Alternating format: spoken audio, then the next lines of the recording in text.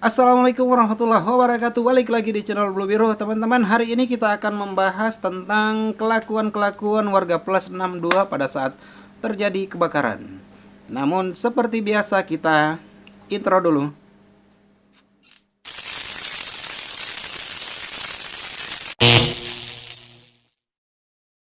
Oke, baik teman-teman, kali ini kita akan membahas satu persatu kelakuan-kelakuan aneh atau kelakuan-kelakuan minus dari warga plus 62 pada saat terjadi kebakaran.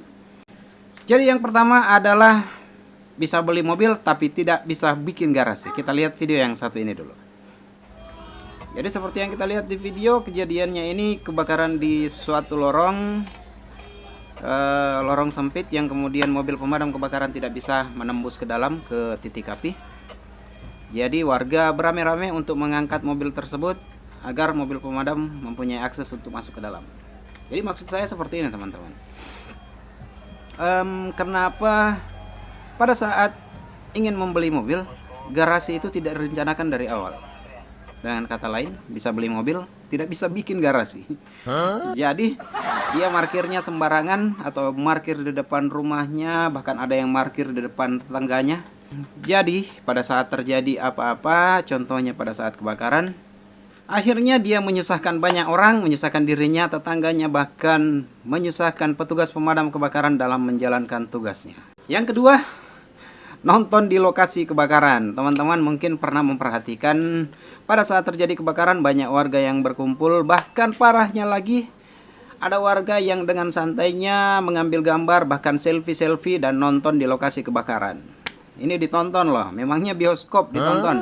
Nah tentunya pada saat terjadi kebakaran, warga yang berkumpul itu bukannya membantu, malah menyulitkan petugas pemadam kebakaran dalam bekerja. Yang ketiga, selalu menganggap bahwa petugas pemadam kebakaran selalu datang terlambat. Namun sebelum kita bahas, ada baiknya subscribe dulu channel ini agar saya semakin semangat untuk membuat konten-konten berikutnya.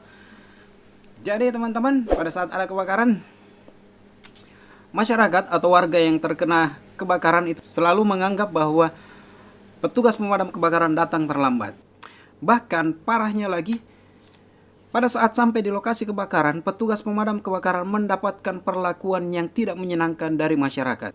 Baik itu perlakuan fisik dan non-fisik. Padahal di sini sebagian dari masyarakat tidak mengetahui bagaimana proses pada saat terjadi kebakaran, mulai dari proses pelaporan, persiapan personel untuk menuju lokasi kebakaran, belum lagi kondisi di jalan yang macet, dan pada saat sampai di lokasi kebakaran di mana banyaknya warga yang berkerumun. Jadi kalau masih menganggap pemadam kebakaran itu terlambat, itu salah besar. Kenapa? Karena saya yakin di seluruh dunia pemadam kebakaran manapun itu pasti akan datang terlambat. Kenapa? Nanti pada saat ada kejadian baru masyarakat menelpon. Mau tidak terlambat, telepon dulu.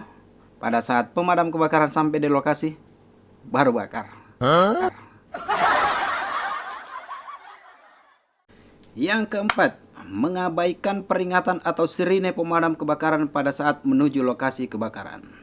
Nah teman-teman, di sini mungkin ada sebagian masyarakat yang tidak menghiraukan sirine pemadam kebakaran pada saat akan menuju lokasi kebakaran. Padahal pada Undang-Undang Nomor 22 Tahun 2009 pada pasal 134 dan 135, kendaraan yang diutamakan atau diprioritaskan untuk melaju di jalan raya adalah dinas pemadam kebakaran yang akan melakukan tugas pemadaman.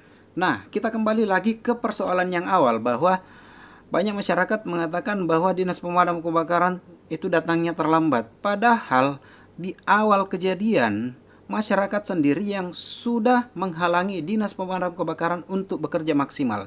Ada sebagian masyarakat yang mengatakan bahwa petugas dinas pemadam kebakaran pada saat melaju di jalan raya itu sangat arogan dan sangat ugal-ugalan. Padahal petugas pemadam kebakaran itu dituntut untuk cepat sampai di lokasi kebakaran. Bahkan tidak sedikit dari petugas pemadam kebakaran yang meregang nyawa di jalan raya hanya untuk menyelamatkan nyawa dan harta benda masyarakat di lokasi kebakaran.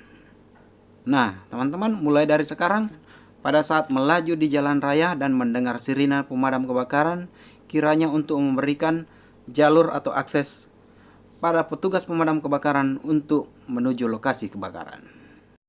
Yang kelima, memanfaatkan kesempatan dalam kesempitan. Jadi, ada sebagian oknum yang pada saat terjadi musibah kebakaran itu mengambil kesempatan dalam kesempitan dengan masuk ke lokasi kebakaran dan mengambil barang. Jadi, orang ini menari-nari di atas penderitaan orang lain. Pada saat si pemilik rumah keluar, dia masuk untuk mengambil barang.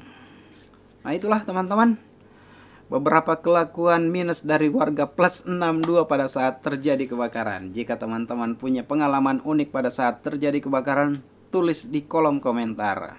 Jangan lupa teman-teman untuk like, share, dan subscribe channel ini. Assalamualaikum warahmatullahi wabarakatuh.